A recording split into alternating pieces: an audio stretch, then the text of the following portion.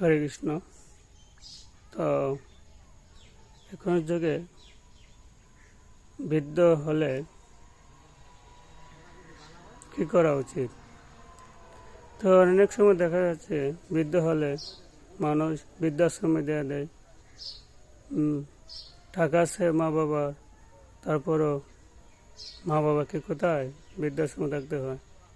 তো অনেক সময় দেখা যায় ছেলে মেয়েও মা বাবাকে খেয়াল রাখে না, কিন্তু আসলে খেয়াল রাখে না এই জন্যই কারণ ছেলে মেয়েকে এরকমভাবে শিক্ষা দেয় নাই।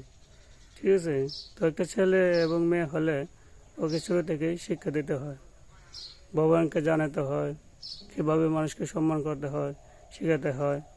ঠিক আছে, তো আসলে আমরা এগুলা মনোভাব থাকে না, তো মনোভাব থাকে না কারণেই আমরা এই অবস্থা। তো আসলে অনেক সময় দেখা যাচ্ছে বৃদ্ধ মানুষ বিছনায় শুচি দেয় এবং বাথরুম করে, তো করার পরে দেখা যায় অনেক সময় ওদেরকে পরিষ্কার করার মতো কেউ থাকে না, কেয়ারফুল থাকে না।